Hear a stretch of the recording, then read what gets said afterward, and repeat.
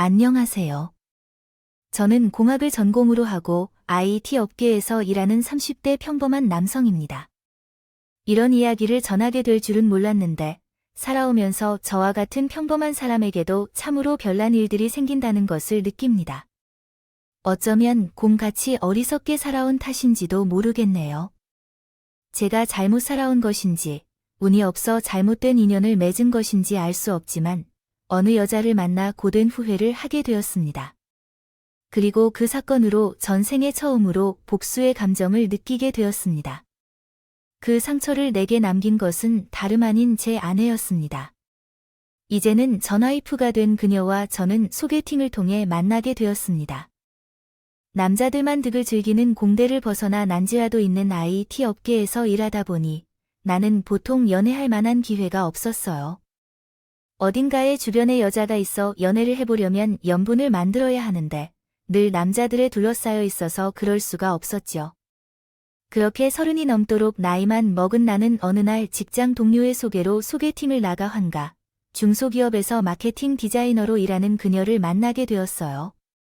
그런데 기대하지 않았던 그 소개팅 자리에서 나는 그녀에게 한눈에 반하고 말았습니다.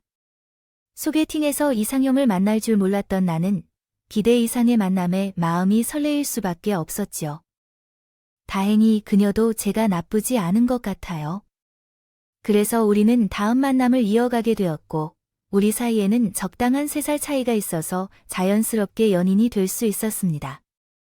30이 넘은 저와 20대 후반의 그녀는 서로 결혼을 전제로 만남을 가지게 되었습니다. 같은 여자라면 결혼을 해도 괜찮다 싶었지만 항상 조심성이 많던 저는 적어도 몇 년은 연애를 하고 싶었어요. 그런데 그녀는 여자 나이 30이 코앞이라면 결혼이 급하다며 하루빨리 저와 결혼을 하고 싶어 했습니다. 그리고 그야말로 제가 드디어 연애를 시작했다는 사실을 알게 된 어머니가 결혼을 재촉하셨어요. 너도 설마 그 나이에 연애만 하다가 끝내려고 생각하지 않겠지? 적당한 여자를 만나면 소개시켜주고 인사부터 시키라고. 어떤 인사를 할 건데 아직도 그 정도는 아니야. 30이 넘어가면 남녀가 만나서 결혼 생각을 하기 시작하잖아. 내가 오랜만에 연애하려고 하니 잘 되는 것 같은데 그렇게 생각하지 말고 일단 자리부터 차지해봐. 엄마는 너를 하루라도 빨리 창가에 보내는 것이 소원이랬잖아. 아버지를 일찍 잃으신 어머니는 제가 빨리 결혼하길 바라시네. 그동안 열심히 일하고 돈을 벌어서 여유가 생겼지만 아들을 혼자 키워온 어머니는 내가 늘 혼자 있어 걱정하신 모양이에요. 그랬던 제가 오랜만에 연애를 하는 모습에 어머니도 기대가 많으신 듯 했습니다. 결국 재촉하시는 어머니 때문에 저는 여자친구를 소개하게 되었습니다. 그런데 부모님은 오랜 시간 전에 이혼하셨고 그동안 교류가 없다는 걸로 알고 있어요.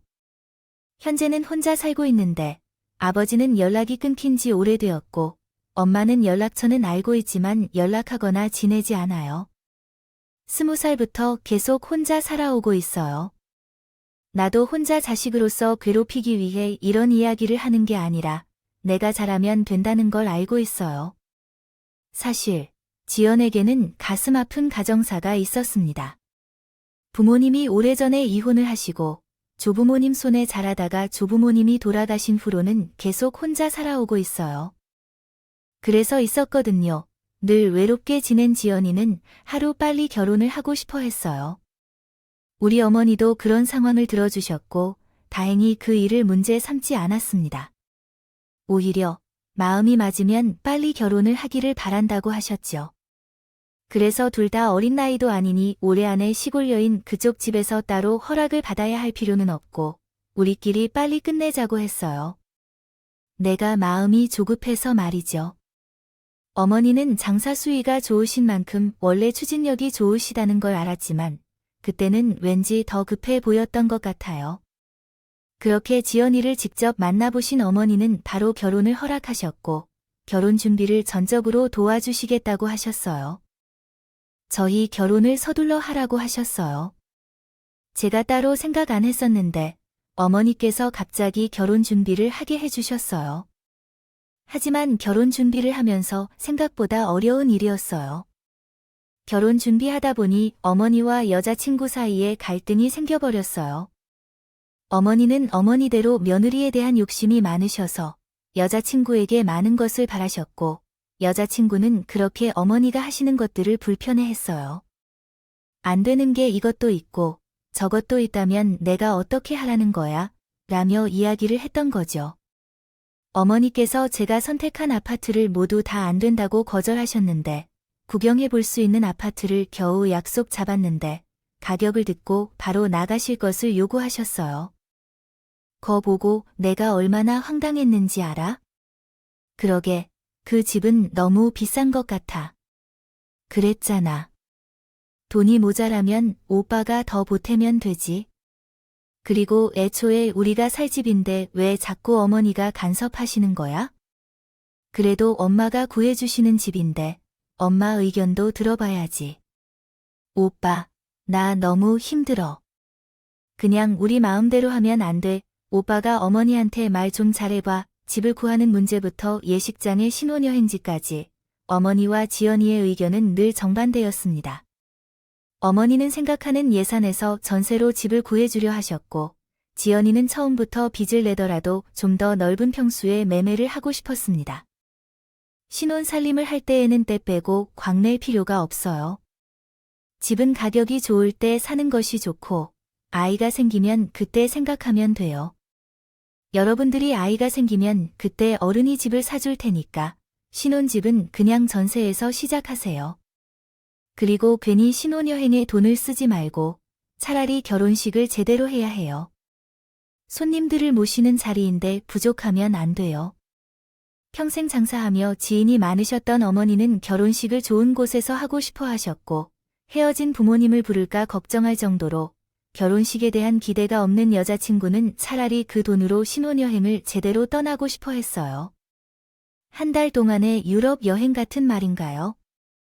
어머니께서는 그런 여행이 사치로 보셔서 반대하셨고, 이로 인해 여자친구와 어머니 사이에 갈등이 있었습니다.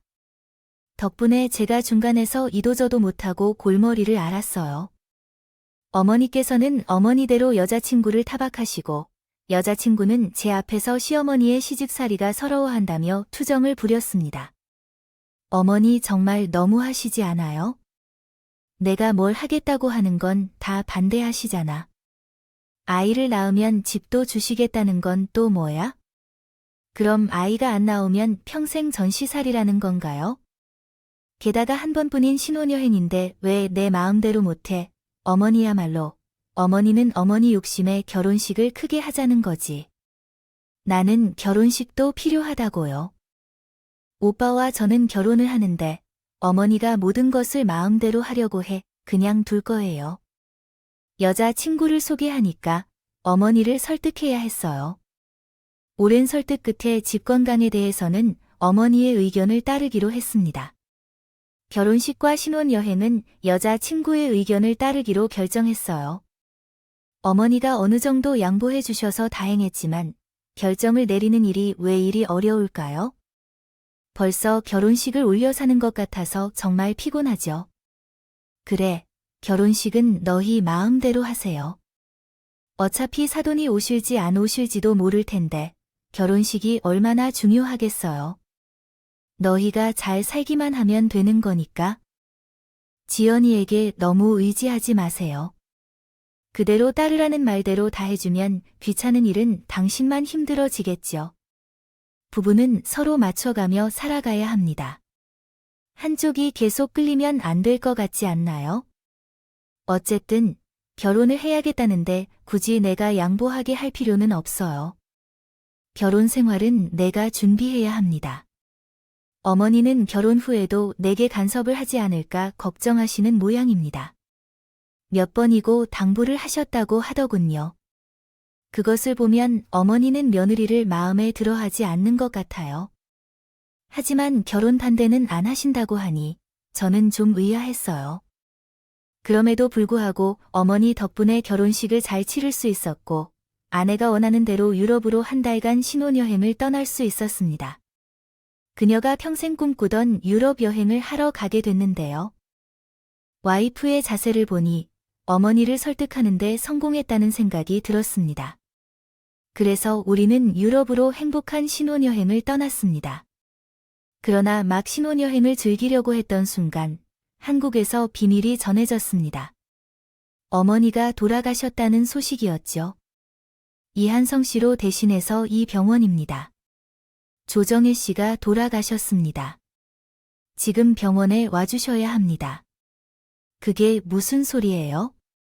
우리 어머니가 돌아가셨다고요? 알지도 못하는 병원에서 어머니가 돌아가셨다는 소식을 듣게 되어 기가 막혀 말이 막히는 기분이었습니다. 결혼식을 막 끝내고 행복한 생활을 시작해야 할 터였는데 허니문 여행을 즐기고 있던 제게게 그런 소식이 들려왔다는 것은 말 같지도 않은 이야기였습니다. 하지만 몇 번을 묻고 확인해봐도 어머니의 사망 소식은 사실이었고 현실이었습니다. 믿을 수는 없지만 결국 그 사실을 받아들일 수밖에 없었던 나는 돌아가셨다는 어머니를 확인하기 위해 서둘러 귀국해야 했습니다. 하지만 대체 뭘 먼저 해야 하는지, 티켓을 어떻게 예매해야 하는지 제대로 생각하고 행동할 겨를도 경험이나 지식이 없었습니다. 심지어 저는 티켓을 알아보던 중에야 와이프에게 이 소식을 아직 전하지 못했다는 걸 기억해냈습니다. 저는 뒤늦게 겨우 정신을 차리고 있었습니다. 와이프에게 상황을 먼저 털어놨습니다. 지연아, 놀라지 말고 들어. 우리 지금 한국으로 돌아가야 해. 급하게 티켓을 끊어야 하니까. 우선 여권을 좀 주어봐. 나는 티켓을 예매할 테니까 너는 지금부터 짐을 싸. 그렇게 해야겠어. 잘 놀다가 갑자기 왜 한국으로 돌아가는 거야? 엄마가 돌아가셨대. 우리 엄마가 돌아가셨어, 지연아. 그렇게 한다고 해도 생각보다 와이프가 얼마나 놀랄지 걱정되어서 말이야. 나도 겨우 정신을 차리고 있는데. 마음이 약한 아내는 충격으로 쓰러질 것 같아서 걱정돼. 하지만 그런 생각과는 달리 와이프의 반응은 예상과 많이 다르게 나왔습니다. 어머니께서 돌아가셔서 자세한 사항을 아직 모르겠는데 병원에서는 바로 병사라고 하는데 자세한 것은 거기서 들어봐야지. 지금부터 챙겨서 빨리 들어가야 해. 그런데 나도 꼭 가야 해야 하나? 그게 무슨 뜻이야? 처음에는 제가 뭔가 잘못 들었다고 생각했어요. 우리 어머니가 돌아가셨다고 한국으로 돌아가자는 말을 했는데 아내가 안 가겠다는 말은 무슨 뜻인지 궁금했어요. 예인아, 엄마가 돌아가셨다고 하니까 지금 즉시 돌아가야 해서 가서 확인도 하고 장례도 치료해야겠지요. 그러니까 장례식은 혼자서 진행하면 안 되겠지요? 솔직히 말해서 저는 좀 꺼림칙한데요. 다른 분들은 아니라고 해도 제 어머님이시고 자기 시댁 어머님의 장례식에 참석하기 싫다는 와이프의 이야기에 저는 경악했습니다. 이게 대체 무슨 말인지 알고서 하는 말인가 싶었어요. 하지만 예전부터 그랬던 제 남편이라서 이런 아내를 나무라지 못하고 다시 물어봐야만 했어요. 지연아, 너 정말이야? 우리 엄마 장례식에 참석하기 싫다는 거야? 그게 대체 무슨 소리야? 며느리가 시어머니 장례식에 참석하기 싫다고 하는 게 어디 있는데? 그럼 나를 혼자 엄마 장례식을 치르라는 말이야? 내가 알아들은 게 맞아. 사실 좀 이해돼. 난 어머님과 별로 안 친하거든. 솔직히 말하면 어머니가 나 마음에는 들어 하셨어. 결혼 준비하는 동안 제게 딴지를 걸어서 서로 시비를 걸거나 제가 욕심이 많아 보일까 봐 두려움을 느끼며 얼마나 힘들게 대우했는지 알아요. 어머니에게 혼나는 일만으로도 마음이 너덜너덜해졌어요. 그래서 결혼 후에 시부모성에 시달리지 않게 도와준다면 감사하게 생각할 거예요. 시어머니의 장례식에 다녀가는 것과는 별도의 문제인 거요. 정말로 그건 다르고요. 사실은 그렇지만 어린 며느리가 시어머니의 장례식을 빠질까 봐 진심으로 싫어하지만 남아서 여행을 하거나 다른 활동을 하는 것이라도 할게요. 그냥 혼자 해서 끝낼게요. 와이프가 뻔뻔하게 말해서 저도 순간적으로 소름이 돋아서 그때 내가 사랑하는 사람이 정말로 이런 말을 할 수 있는지 의아했습니다. 시어머니와 사이가 나쁘다는 이유로 장례식에 참석하지 않는 것과는 다른 문제라는 거. 혼자 남은 여행을 하겠다고 나른 사람이 내가 알던 그 여자가 맞나 싶더군요. 물론 우리 어머니가 며느리를 마음에 쏙 들어 하지 않으신 건 저도 알고 있었습니다. 워낙 자식 걱정이 많으신 분이라 며느리에 대한 기대가 크셨으니까요. 그렇다고 우리 어머니가 저희 결혼을 반대하신 것도 아니고 아내를 그렇게 못살게 괴롭히신 것도 아니셨잖아요. 그저 잔소리 좀 하신 걸 가지고 악감정이 생긴 건지 나는 그런 아내의 행동을 도저히 이해할 수 없었습니다. 그러지 말고 같이 가자. 아무리 그래도 장례식을 안 가는 건 말이 안 되지. 내가 내 여자친구였어도 지금 나랑 같이 가줘야 하는 거 아니야? 아, 근데 아내가 되는 사람이 이러는 게 어디? 내야 합니다. 오빠랑 결혼한 거지만 어머니랑 결혼한 건 아니잖아요. 솔직히 지금 막 결혼하고 신혼여행을 온 건데 돌아가신 시어머니께 며느리 노릇을 꼭 해야 해요. 그리고 나는 휴가 겨우 내서 여기까지 온 것인데 그것을 다 포기하고 가서 장례식이나 지키고 있으라고 내가 유럽까지 언제 다시 올지도 모르잖아요. 여행을 포기해야 하는 일로 여긴다. 얼마나 여기에 오고 싶어 했는지 알아야 하잖아요. 그냥 여행하고 싶었어요. 겨우 화를 참으며 설득해 보려고 노력했지만 와이프의 생각은 변하지 않았어요. 진짜 이유가 우리 어머니가 미워서였을까, 유럽 여행을 포기하지 못해서였을까 모르겠지만 겨우 그런 이유라도 최소한 더 중요한 것이었다면 그럼에도 불구하고 저는 와이프의 선택을 받아들여야 할 것입니다. 이해할 수 없는 것이었다고 느꼈었습니다. 고아처럼 살았던 사람이기 때문인지 그런 생각마저 들었죠. 무슨 이유든 어이가 없었지만 그렇지만 제가 안 가겠다는 사람을 억지로 끌고 갈 수 없는 일이었습니다. 결국 한이 아사서 저는 아내를 둔 채 혼자 귀국했습니다. 이미 그런 말을 하는 아내에게 정이 떨어져 버린 탓에 그 여자와 신랑이 하는 1분 1초마저 아깝게 느껴졌습니다. 그래서 더 이상 고민하지 않고 조용히 혼자 짐을 싸서 호텔을 떠났습니다. 그렇게 해서 저는 가장 빠른 비행기를 타고 한국으로 돌아왔습니다. 곧장 어머니가 계시다는 병원으로 향했습니다. 이미 안치되어 계시던 어머니를 안실에서 발견했습니다. 차가운 송장이 되었습니다. 왜 하필 제가 없을 때 혼자 돌아가 버리신 건지, 하나뿐인 아들로서 어머니의 임종을 지킬 수 없었다는 것이 너무나 죄스럽고 후회스러운 일이었습니다. 하지만 후회할 일은 그게 끝이 아니었죠. 그제야 알게 된 어머니의 죽음은 도무지 믿기 어려운 일이었습니다. 병원에 도착하자 알게 된 것인데 어머니께서 이미 병을 앓고 계셨던 것이었습니다. 이전에 얘기를 보호자에게 하라고 말했었는데 가족들에게 짐이 되기 싫다고 이의를 제기하시며 고집을 부리신 결과가 이렇게 이뤄진 것 같습니다. 또한 환자분이 갑자기 상태가 악화되어 저희도 더 이상 손을 쓸 수가 없었습니다. 아마 적지 않습니다. 얼마 남지 않았다는 것을 환자분께서는 알고 계셨을 겁니다. 마지막에는 치료도 포기하셨거든요. 제가 모르고 있었던 어머니의 병원에 저는 충격을 받을 수밖에 없었습니다. 어머니는 암과 암으로 인한 합병증을 앓고 계셨고 제가 모르는 동안 혼자 치료를 받고 계셨다고 했습니다. 이미 그게 몇 년 전이었고 좋아진 듯했던 병세는 최근 들어 다시 나빠지고 있었습니다. 더 이상 치료가 소용이 없을 만큼 상태가 나빠진 어머니는 항암 치료를 완전히 포기하시고 떠날 날만 기다리고 계셨습니다. 그제서야 저는 제 결혼을 하루빨리 서두르려던 어머니의 생각을 이해할 수 있었습니다. 수밖에 없었죠. 엄마께서 돌아가시기 전에 제가 결혼하는 것을 보고 싶으셨는지 어머니는 끝까지 자신의 상태를 숨기시고 혼자 돌아가셨습니다. 그동안 혼자 아들을 키우느라 고생하면서 악착같이 살아오셨던 어머니는 돌아가시는 마지막까지 자식 앞에서 나약한 모습을 보이고 싶지 않으셨던 모양입니다. 늘 빈틈없이 살아오셨던 어머니라면 충분히 그런 행동을 하실 수 있다는 것을 알지만 저는 그런 어머니의 선택을 도저히 받아들일 수가 없었습니다. 어머니는 하나뿐인 자식을 걱정했을 것이지만 결국 어머니의 마지막을 지켜주지 못해 죄책감을 지울 수 없는 아들로서 안타까움을 느꼈습니다. 어머니가 왜 나한테 이런 상처를 주시는 건지, 저한테 이런 방법 없었던 어머니에게 원망마저 했었어요. 하지만 결국 모두 제 탓이었습니다.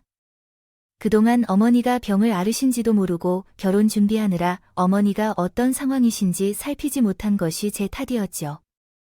제가 좀 더 꼼꼼히 어머니를 살피고 따로 사는 어머니를 자주 찾아뵀었더라면 어머니도 병세를 끝까지 숨기지는 못하셨을 겁니다. 근데 하나뿐인 자식이라는 놈이 회사 다닌다고 바쁘다는 핑계로 어머니를 소홀히 해서 이런 꼴이 벌어지고 말았네요. 심지어 그런 자식을 결혼시킨다고 끝까지 혼자 고생하다가 가셨던 어머니인데 정작 아들이 문제인 어머니입니다. 장례식장에 며느리를 데려다 앉히지도 못했습니다. 그 상황이 얼마나 충격적이고 한심한지를 느꼈습니다. 맘속으로는 어머니를 따르고 싶은 마음이 들었습니다. 차라리 어머니가 대신 제가 떠나야 할 것이라는 생각마저 들었습니다. 그런 생각이 들었다고 해서 어머니는 더욱 마음이 아프실 것 같지만 저 역시 자식으로서 어머니를 걱정하고 그리워할 수밖에 없었습니다. 하지만 불효한 아들로서 마지막으로 어머니에게 할 일은 어머니를 걱정 없이 떠나보내는 것뿐이라고 생각하여 마음을 다잡고 장례식을 준비할 수밖에 없었습니다. 어머니께서는 저를 제외하고는 영원히 가족이 없는 외로운 삶을 살아오셨지만 그럼에도 많은 헌신을 보여주신 덕분에 어머니 장례식에는 어머니가 떠나신 것을 진심으로 안타까워하는 조문객들이 찾아왔습니다. 어머니와 함께 상거래하며 동지로 지내셨던 상인들과 귀한 친구 몇 분도 찾아주셨는데 그들 모두는 얼마 전에 우리 결혼식에 참석해 주신 분들이었습니다.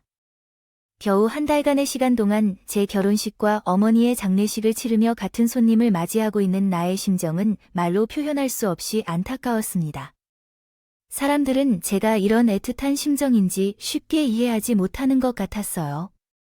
어떻게 우리 어머니가 이토록 단단한 분인 줄, 그리고 어머니로서 얼마나 강한 분인지 세상이 궁금해했습니다. 떠날 사람이 아닌데 말이야, 아유. 그래도 하나뿐인 자식을 장가에 보내고 가고 싶었는지, 어떻게 아들이 결혼하자마자 떠났는지.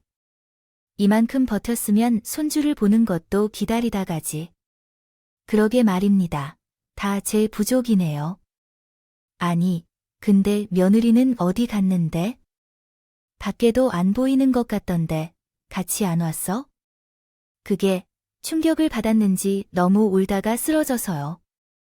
지금 병원에 입원해 있습니다. 세상에, 이제 막 시집든 며느리가 시어머니를 많이 생각하는구나. 아유. 그것도 포기해야 해. 저기, 결혼 소식을 아는 조문객들의 입에서는 당연히 와이프에 대한 이야기가 나올 수밖에 없었고, 궁금해하는 분들의 질문에 대해 거짓말을 하지 않을 수 없었습니다. 거짓말을 하게 된 제 내면은 비참했지만, 우리 어머니의 마지막을 더 비참하게 만들 수는 없었습니다. 모든 며느리가 시어머니의 장례식에 일부러 참석하지 않은 것보다는 너무나 슬퍼서 기절했다는 것을 더 이해하기 쉬운 것일지도 모릅니다. 다행히도 제 거짓말을 믿지 않는 사람은 한 명도 없었습니다. 그러한 상황에서 그런 거짓말을 하게 만든 그 여자를 내 안의 원망과 저주를 감추면서 조용히 어머니의 마지막을 보내주었습니다. 길고 짧은 3일장이 모두 끝나고 어머니의 유언대로 유고를 납골당에 모시고 난 후 이제야 참아왔던 눈물을 터뜨릴 수 있었습니다. 그동안 너무 울고 싶었지만 저는 내내 눈물을 흘리지 않았습니다.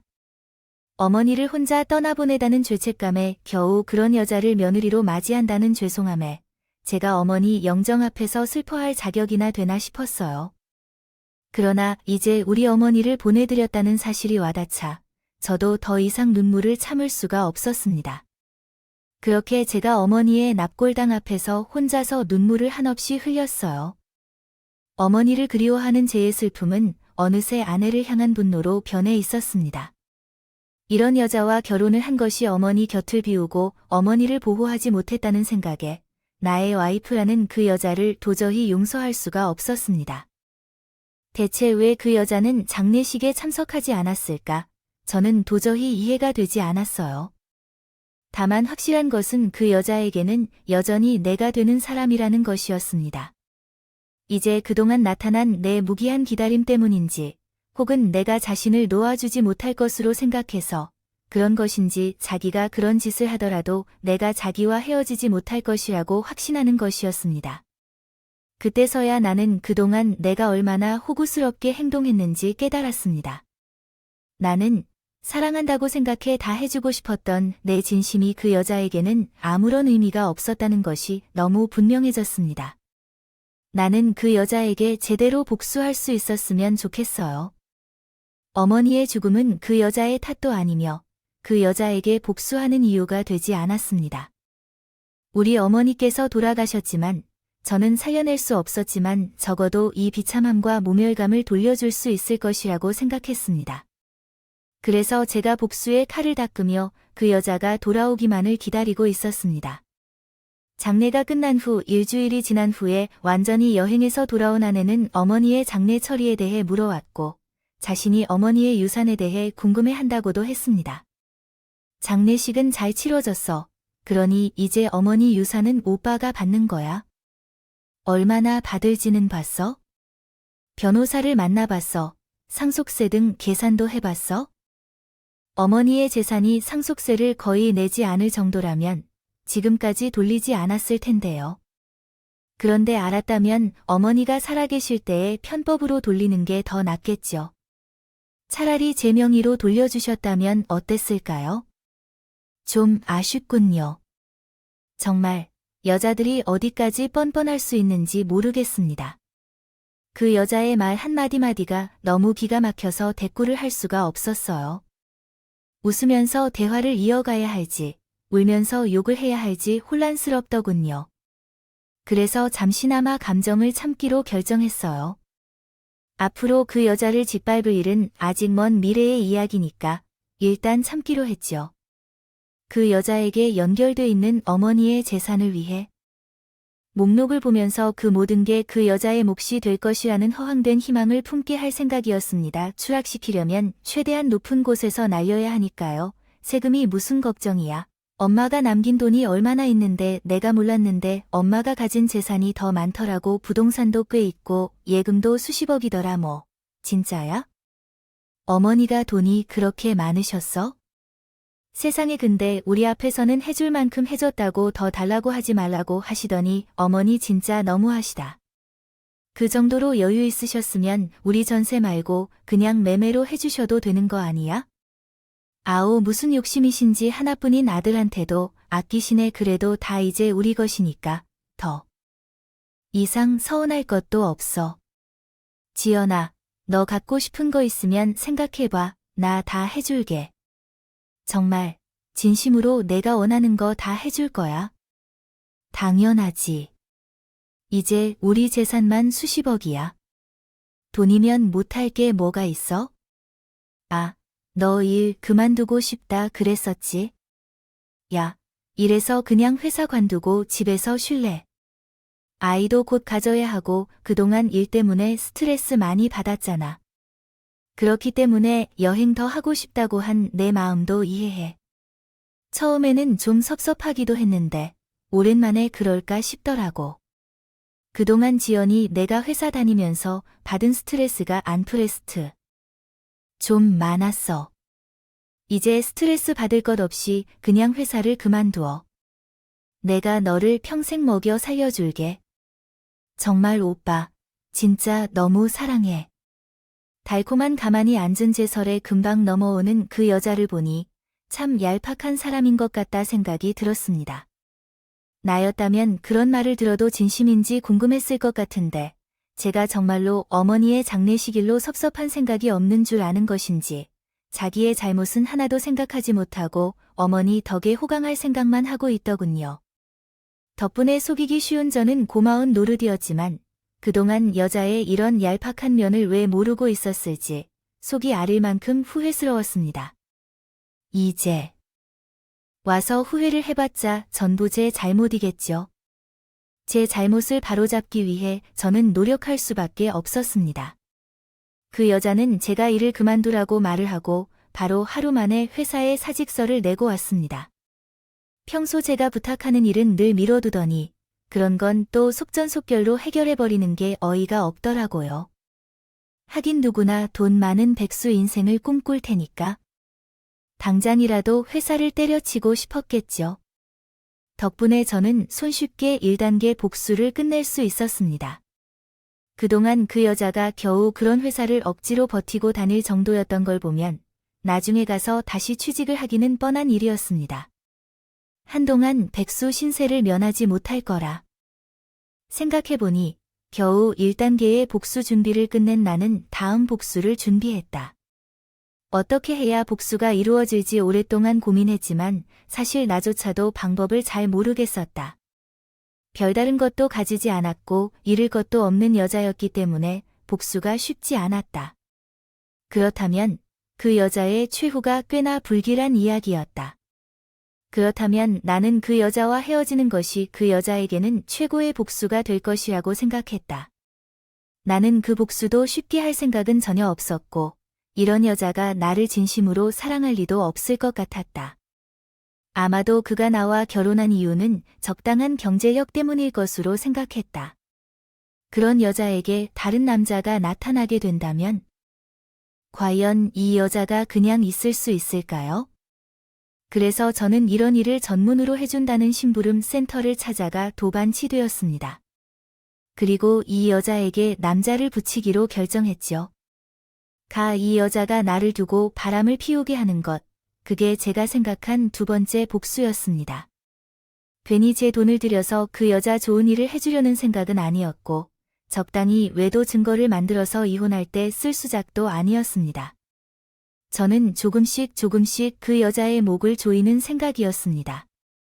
물론 그것도 그 여자가 제가 던진 미끼를 물었을 때의 이야기였지만 다행히도 그 여자는 너무 쉽게 꼴리라드림으로 빠져들고 말았습니다.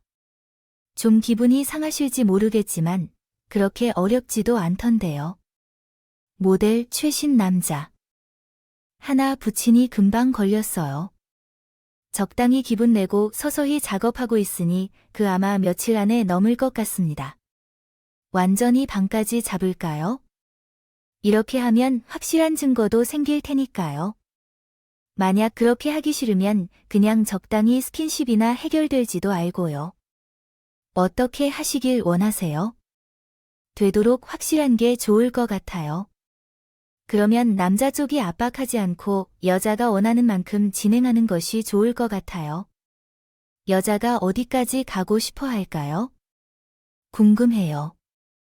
업체에서는 적당히 꼬아서 완전한 증거를 얻을 수 있지만 저는 여자가 자발적으로 그물에 걸리길 희망했습니다. 그래서 남자 쪽으로 접근은 하게 하고 그 뒤로 완전히 여자의 손에 맡기는 게 좋을 것 같아요. 지시하신 대로 했더니 기가 막히게 그 여자가 그 남자와 모텔방에 들어간 게 겨우 일주일 만에 발견했어요. 심지어 남자 쪽에서 유부녀인 것을 눈치챈 듯 말리려고도 했지만 와이프 쪽에서 먼저 적극적이었대요. 결국 저는 손쉽게 그 여자의 외도를 증명하는 증거까지 확보할 수 있었어요. 하지만 이를 알게 되자 웃어야 할지 말아야 할지 모르겠더라고요. 그렇게 외도 증거를 얻은 후 다음 단계로 넘어갔습니다. 이제 이 증거를 가지고 협박을 시도할 것입니다. 여기서부터는 추가 비용이 발생할 거예요. 혹시라도 신고당하게 되면 위험 수당까지 고려해야 하니 참고해 주시고요. 여기까지 합의된 내용이 아닌 걸로 알겠습니다. 그 여자가 남긴 불륜 증거를 가지고 그 여자를 협박하기로 결정했습니다. 당신 남편에게 알릴 것이라고 이혼을 강요할 것이에요. 그 여자의 목을 조르려는 것이었습니다. 수십억 유산을 상속받은 상황에서 그 여자가 나와 이혼을 할 수 있는 가능성은 전혀 없었습니다. 이에 그 여자는 가정을 보호해야 할 것이므로 불가피하게 협박에 시달릴 것으로 생각되었습니다. 그것이 저의 생각했던 두 번째 복수 계획이었습니다. 그러한 협박에 시달릴수록 그 여자도 제가 얼마나 비참한지 약간은 이해할 수 있을 것으로 예상했습니다. 결국 가정을 보호하려 애쓰던 그 여자가 비로소 이혼을 하고자 할 것으로 생각했습니다. 그렇게 생각했던 짧은 시간 뒤에 와이프가 돈 문제를 제기했습니다.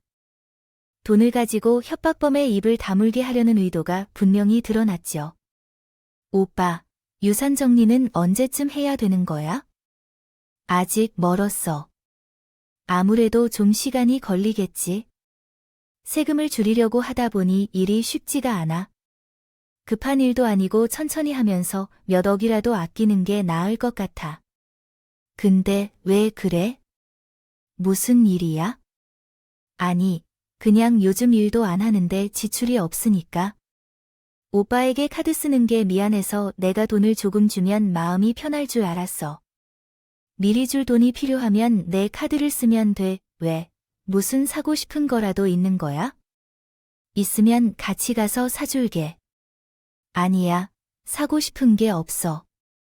저 때문에 회사도 그만두고 당장 벌이도 없는데 제 허락 없이는 쓸 수 있는 돈도 없으니 정말 답답했을 겁니다. 이혼 가정에서 자란 친정도 제대로 없는 여자가 돈을 빌릴 구석도 없이 허전한 모습을 보는 것이 꽤 유쾌하다고 생각했습니다. 그런데 무슨 일인지 얼마 후 그 여자가 수백만 원의 돈을 협박범에게 건넸다는 사실을 알게 되었습니다. 저는 아니었다면 돈 한 푼 나올 구멍도 없는 그 여자가 어떻게 돈을 마련했는지 궁금했습니다. 신용등급도 나빠서 은행에서 대출 상환도 어려울 것이고 사채를 쓸 대가리가 있는 여자도 아니었습니다.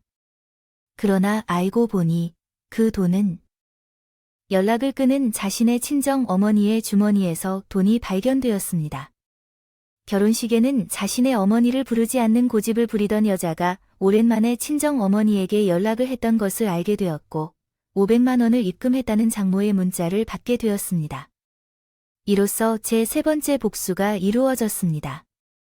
두 모녀 사이를 보면 빌리는 것에 대해 빌려줄 만큼 여유가 있는 것 같지 않지만 빌린 후에는 빠르게 갚겠다는 약속을 했을 것이라고 생각했습니다. 와이프는 유산 정리만 한다면 앞으로 큰 돈이 들어올 것으로 생각하여 금방 갚을 수 있을 것이라 생각했을 것입니다. 그러나 제가 이혼을 한다면 그 돈은 소멸될 것이며 게다가 그 여자의 불륜으로 인하여 그 돈은 없어진다는 것입니다. 이혼을 결정했기 때문에 위자료를 고려해야 했고 그러다 보니 더 큰 부채를 안게 되어 버렸습니다. 그 후 3달 동안 그 여자를 괴롭히며 권태로운 상태에 몰았습니다. 결혼 100일째가 되는 날, 그 여자에게 이혼 서류를 전달했습니다. 그녀, 이게 뭐야? 서류가 다 정리됐어. 그래, 서류는 다 정리됐어. 우리 둘의 이혼 서류야. 그녀, 이게 무슨 소리야? 왜 갑자기 이혼을 하자고 하는 거야? 그래, 우리 이혼하자. 그녀, 왜 갑자기 이러는 거야? 왜 이혼을 하자는 거야? 내가 물어봤으니까 말하는 거야. 정말, 내가 나한테 잘못한 게 없어. 무엇 때문에 잘못을 저질렀다고 생각해? 혹시 어머니의 장례식에 참석하지 않았다고 그런 건가? 지금 와서 그런 얘기를 하다니 정말 뻔뻔하구나. 지연아, 너는 몰래 바람 피웠잖아. 나는 다른 여자가 하고 있는 소문을 들었고 내가 가지고 있던 외도 증거들을 확인했다. 그 여자는 겨우 500만 원으로 증거를 덮으려 했는데 내가 제시한 사진을 보고 깜짝 놀라며 이게 어디서 나온 거야? 왜 여기 있는 거야? 라고 말했다. 이제 와서 그런 것이 중요해? 누가 그것을 보냈는지 알아봐서 따져야 한다. 나는 그 사실을 없애려고 무슨 일을 했는데 아니야 오빠, 그게 아니야. 모든 것이 오해야. 사실 난 협박을 당했어. 내가 정말 하룻밤 실수를 했는데 미친 놈이야. 나한테 이걸 가지고 오빠랑 이혼시키겠다고 돈을 내놓으라고 그러더라고. 그 애 아주 선수라니까 일부러 내게 접근해서 돈을 뺏겨려고 그런 거야. 너 이 속지 말아야 해. 변명해도 내가 나를 몰래 다른 사람과 바람픈 건 사실이 아니야. 내가 알고 당했든 모르고 당했든 내가 벌인 일이 맞잖아. 오빠, 정말 실수였어. 딱 한 번이었어. 제발 나게 용서해줘. 나 오빠랑 못 헤어져. 내가 나랑 왜 못 헤어지는지 내가 잘 알지. 너 우리 엄마 유산 때문에 그런 것 같아. 수십억 원을 앞에 두고 어떻게 이혼을 하겠어? 근데 너도 참 염치가 없어. 우리 엄마의 장례식도 안 하고 남편 두고. 바람까지 쐬면서 그 돈은 도무지 나올 것 같아 너는 나를 한순간이라도 사랑했나봐. 그냥 적당한 남편의 느낌이 필요했다는 게 아니고 오빠야. 왜 그렇게 말해? 나 오빠를 진짜로 사랑해. 어머니에게 일을 잘못했어. 그때 내가 잠시 정신을 잃은 것 같아. 아니, 나는 고아처럼 살아와서 그런 거야. 부모의 사랑을 제대로 받지 못하고 자란 나는 오빠의 마음을 이해하지 못했어. 오빠, 나를 한 번만 이해해 줄 수 없을까? 나 오빠랑 헤어지면 못 살 거야. 제발, 나 좀 용서해줘. 나는 평생 반성할 테니 응. 그동안 너 같은 사람을 동정하고 사랑했던 내가 어리석었구나. 대체 내가 뭔가요? 내 같은 여자랑 결혼한 건 왜 한 건지 이제라도 후회를 끊으려면 나도 너와 함께 해야 해. 이혼은 긴 말할 방법일 뿐 필요 없어. 지금 즉시 물건 싸서 떠날 거야. 나는 돈 한 푼도 없는데 내 상황을 감안하면 당연한 선택이겠지. 아, 그리고 너 돈을 준비해야 해. 너 바람을 피웠으니 위자료를 내려도 할 수 없어도 한 1,000만 원은 필요할 거야. 난 그런 돈을 어디서 구하겠어. 집 가는 돈도 없는데. 오빠 제발 그러지 마. 우리 다시 잘 해볼 수 있잖아. 응. 말을 못 알아들은 척하지 말고 빨리 나가. 안 그러면 진짜 못 볼 거야. 보고 찔리게 될 거야. 나는 내 용서를 안 해. 내가 우리 엄마를 외면한 순간부터 나는 너 참아왔어. 근데 결국 내가 이렇게 내 등 뒤에서 치고 나왔어. 너랑 같으면 내가 용서될 것 같냐? 나는 내가 우습게 여겨지는 게 싫어. 길바닥에 여자를 쫓아냈습니다. 와이프는 갈 곳이 없다며 현관을 두드리며 울부짖었지만 그 여자의 울부짖음은 제 귀에는 즐거운 소리로 들릴 뿐이었어요. 한참 울어도 상관없다 싶었지만 자기도 창피해하는지 얼마 못 가서 사라져 버렸어요. 그 후로 그 여자가 계속 전화를 했지만 제가 받지 않았어요. 대신 변호사 번호를 알려주고 이혼 얘기만 하자고 했죠. 하지만 생각이 짧은 그 여자가 이혼을 거부하자 결국 저는 소송을 제기할 수밖에 없었습니다. 그러나 어찌됐든 손해보는 건 그 여자뿐이었어요. 돈도 없는 사람이 소송을 어떻게 할지 고민했지만요. 근데 어디서 변호사를 구해왔다고 하던데 또한 기막히게도 제게 재산 분할을 요구했습니다. 헤어질 때에도 제가 받을 돈은 받아야겠죠. 어머니 유산도 나도 받을 수 있어야겠죠. 어머니 유산을 내가 어떻게 받아? 그건 내가 받은 유산이고 내 몫은 하나도 없어. 내가 뭐라도 기여한 게 있기나 해? 대체 무슨 생각으로 유산을 달라는 소리 하는지 모르겠지만 꿈 좀 깨. 살아생전 어머니한테 효도라도 했으면 모를까? 법적으로 그 여자가 어머니 유산을 받을 수 있는 방법은 없었습니다. 결국 재판은 제 예상대로 끝이 났고 나는 그 여자에게 700만 원의 위자료를 받고 이혼했습니다. 바람난 여자에게 받을 수 있는 위자료는 그것뿐이라는 것이 아쉽기는 했지만 이미 변호사 비용으로 수백만 원을 날렸던 그 여자를 생각하니 마음이 풀렸습니다. 어차피 저에게는 그 돈보다 복수가 중요했기 때문에 제가 원했던 대로 그녀는 큰 꿈을 꾸다가 처참하게 추락했습니다. 시어머니가 자신의 몫을 받을 줄 알았던 유산은 헛되었고 오히려 위자료에 협박을 당한 범한테 돈을 주어야 했습니다. 더구나 그 여자가 제 몰래 자신의 퇴직금으로 외제차 계약을 했다는 사실을 발견하고 제 돈이 없어서 그 계약금도 날려야 했습니다. 이제 그 여자는 위기에 처해 있습니다. 완전히 백수가 되어 빈털터리가 된 제가 그 여자도 제가 느꼈던 허무함을 조금은 느꼈을까요? 그래봐도 어머니를 잃은 저의 마음에 비하할 바는 없겠지만 제가 할 수 있는 최고의 복수를 했다고 생각했습니다. 그렇게 끔찍한 그 여자와 몇 달간의 결혼 생활을 끝내고 나서 저는 그 후로 그 여자를 보지 않고 살고 있습니다. 어딘가에 좋은 여자가 있을지 모르겠지만 아무래도 그 여자에 대한 기억 때문이라도 연애가 쉽지 않을 것 같습니다. 그래도 앞으로도 어머니를 위해 꿋꿋이 살아갈 것입니다. 여러분도 저를 응원해 주시기를 바라며 감사를 전하겠습니다. 음악에는 다양한 장르와 스타일이 있습니다.